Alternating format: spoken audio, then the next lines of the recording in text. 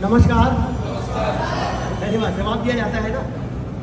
ये महज औपचारिकता नहीं है। हम लोग एक दूसरे से प्रेम करते हैं तो एक दूसरे को प्रतिध्वनित भी करते हैं। आज वास्तव में ऐतिहासिक दिन है। ऐतिहासिक इसलिए कि हम जैसा बनना चाहते हैं उस जैसा एक शख्स हमारे बीच में मौजूद है। वो शख्स भी हमारे बीच में मौजूद है जो हमें वैसा बनाना चाहता है और खुद वैसा ही है। मैं बात कर रहा हूँ प्योंग जी की, जादव प्योंग जी की, जादव मोलाई प्योंग जी की, जो कि आसाम से है। और बात कर रहा हूँ योगेश गणोरे जी की, जो कि जबलपुर से। जबलपुर और आसाम में जोरहाट में लगभग एक साथ एक अलग जगह है और दोनों अपने यज्ञ को लगातार पूरा करते चले जा रहे हैं। अविश्वसनीय सा लगता है कि कोई व्यक्ति अपने जीवन में एक जंगल खड़ा कर दे, और जंगल भी अनुकूल परिस्थिति में नहीं, प्रतिकूल परिस्थिति में, रेतीली जमीन पर एक 16 वर्ष का लड़का, 16 वर्ष का, एक दिन अचानक देखता है स्कूल से आते समय कि समुद्र के किनारे, नदी के किनारे ब्रह्मपुत्र नदी है वहाँ पर, जो कि हर साल बाढ़ आती है और बहुत सारी भूभाग को नष्ट कर देती है, पेड़ों को नष्ट कर देती है। और वैसे तो जीवन रेखा होती है नदी, लेकिन जब विकराल रूप लेती है तो उसका ये स्वरूप भी देखने में आता है। तो उस दिन बहुत व्यथित हुए जब उन्होंने सांपों का एक गुच्छा देखा मरा हुआ, बहुत सारे जानवर मरे पड़े देखे, तो उनके मन में एक दया भाव आया, करुणा जागी, और उन्होंने लोगों से कहा कि इस तरह तो इंसान भी मर जाएगा एक दिन। लेकिन लोगों ने भरोसा नहीं किया, और जब लोगों ने भरोसा नहीं किया तो वो अकेले निकल पड़े एक जंगल बनाने के लिए, लोगों को जीवन देने के लिए। और उन्होंने वहां पर 1360 एकड़ में रेतीली जमीन पर एक जंगल खड़ा कर दिया। इसमें कम समय नहीं लगा, बहुत लंबा समय लगा है। अब लगभग 40 साल हो चुके हैं उस घटना को, लेकिन ये बिना किसी श्रेय के चाहत में लगातार अकेले काम करते रहे। इन्होंने अपना जीवन गाय पालने पे निर्भर कर दिया। एक झोपड़ी बना के रहते, मतलब बहुत ही एक सिंपल सी लाइफ जी इन्होंने अपने बारे में नहीं, दुनिया के बारे में सोचा, लोगों के बारे में सोचा, जीव जंतुओं के बारे में सोचा, सबके बारे में सोचा। जो हमारे कदम का भी समग्र उत्तरदायित्व बोध है उसको जी करके दिखाया है इन्होंने। तो जब वहां पर इन्होंने जंगल खड़ा किया तो इनको निश्चित रूप से मुश्किलें आई होंगी, लेकिन उन्होंने हिम्मत नहीं हारी। इनकी गायों को शेर खा जाया करते थे, लेकिन ये कभी दुखी नहीं हुए, क्योंकि उस जंगल में आज की डेट में शेर भी है, हाथी भी है, गेंडे भी हैं और बहुत सारे जीव जंतु हैं। तो शेर खा जाया करते थे, लेकिन ये नाराज नहीं उससे। उन्होंने शेरों को मारने का षड्यंत्र नहीं किया। इन्होंने कहा, बड़ी शानदार बात है जो मैंने पढ़ी है इनके बारे में, इन्होंने कहा कि शेर चूंकि खेती करना नहीं जानता है इसलिए वो हिंसा करता है। हम यदि उनके लिए जंगल छोड़ देंगे, यदि उनके रहने की जगह छोड़ देंगे, तो वो क्यों हमें खाएंगे, वो क्यों हमें नुकसान पहुंचाएंगे। ये बात सबकी समझ में आ जाए तो कितनी अच्छी बात हो। ऐसे है जादव प्योंग। जादव प्योंग अकेले काम कर रहे थे, इनके बारे में कोई नहीं जानता था, और न ही इनकी चाहत थी। इनकी चाहत तो केवल एक थी कि एक ऐसी दुनिया बसाएं जिस दुनिया में सब लोग जी सके। 2010 में एक अंतर्राष्ट्रीय फोटोग्राफर है जीतू कालिका, उनकी नजर पड़ी इनके ऊपर और उन्होंने एक फिल्म बना दी, दी मोलाई फॉरेस्ट। जादव जी का नाम मोलाई है, जादव मोलाई प्योंग, तो इनके नाम पर एक जंगल बन गया।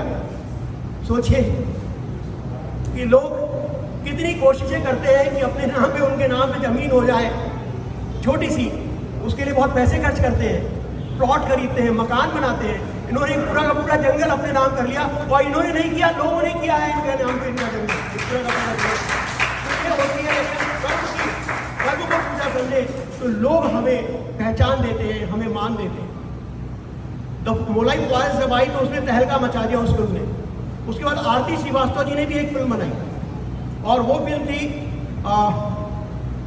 Foresting life. उसके बाद एक फिल्म और बनी जिसे विश्व स्तर पर दिखाया गया, और उसके ऊपर भी फॉरेस्ट मैन, जिसका पूरे विश्व में चर्चा हुई।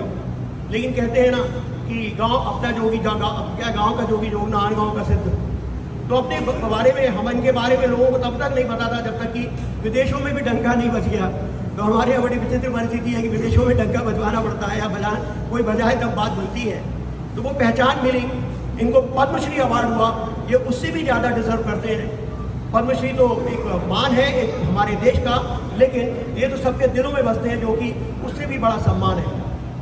मैंने इनके बारे में 2016 में सुना था। मैं बहुत दुर्भाग्यशाली 2016 में एक फेसबुक पोस्ट में मैंने इनका जिक्र किया था। कल जब मुझे पता चला कि मोलाई यहाँ आ रहे हैं, जबलपुर आ रहे हैं, तो खुशी का पारावार नहीं था। बहुत अच्छा लगा और हम लोगों ने यथासंभव कोशिश की इस मैसेज को लोगों तक पहुँचाने के लिए। बहुत सारे लोग हमारे बीच में आज उपस्थित भी हैं और थोड़ी और सूचना होती, ये तो मैं समझता हूँ कि 12-14 घंटे में किया गया इंतज़ाम है। यदि और भी सूचना होती तो हम और भी बड़ा इंतजाम करते। कभी उम्मीद करता हूँ मैं कि जबलपुर में जब बीजारोपण का कार्यक्रम होता है, जिसमें हजारों बच्चों की उपस्थिति होती है, उस समय भी हम कभी यादव व्योम जी को अपने बीच में पाएँ, देखें और इनका सम्मान करें। बात अधूरी रहेगी यदि हम एक और शख्स की चर्चा नहीं करें, और उस शख्स का नाम है योगेश गरोड़े। योगेश गरोड़े सब लोगों को माने उन्होंने एक नारा दिया है हमें, और वो नारा है सबके लिए संभाव रखना, है ना। तो जब हम सबकी बात करते हैं, जब हम सबके बारे में सोचते हैं, तो अपने बारे में अपने आप सोच सकते हैं। जब कण कण के बारे में हम सोचते हैं पृथ्वी के, तो ये ब्रह्म सब लोग अपने बारे में सोचते हैं, लेकिन ना प्योम जी ने अपने बारे में सोचा, ना योगेश जी ने अपने बारे में सोचा। प्योम जी भी झोपड़ी में रहते हैं, योगेश जी भी झोपड़ी में रहते हैं, जबकि बहुत सारे एनजीओ चलाने वाले तो इस समय बड़े बड़े महलों में रह रहे हैं, गाड़ियों में चल रहे हैं। एक ऐसा घर है जबलपुर में जहाँ कभी ताला नहीं लगता, जिसका कभी दरवाजे की कुंडी नहीं लगती, ताला तो दूर की बात है, और वो घर योगेश गरोड़े जी का है। तो इतना विश्वास मानव मात्र के प्रति होना भी बहुत बड़ी बात है।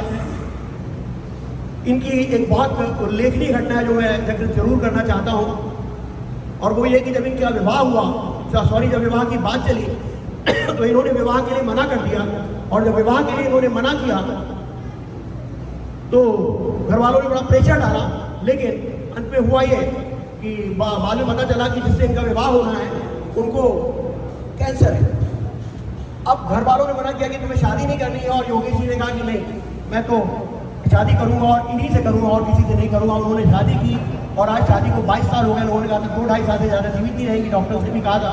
लेकिन ये इनका संकल्प और इनका प्रेम था जो उनको अपनी पत्नी धर्मपत्नी को यहाँ तक लेकर के आ गया। कदम संस्था पेड़ लगा रही है, पेड़ लगाने के साथ प्रेम करना सिखा रही है।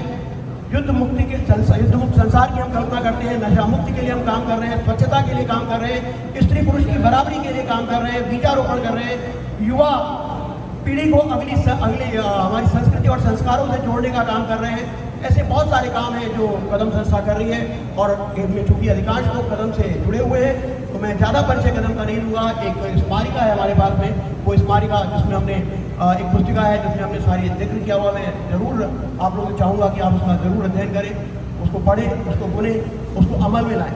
कदम संस्था हर व्यक्ति का जन्मदिन पौधा रोप करके मनाती है। विश्व में जितने भी लोग हैं उनका जन्मदिन रोज पौधा रोप के मनाती है।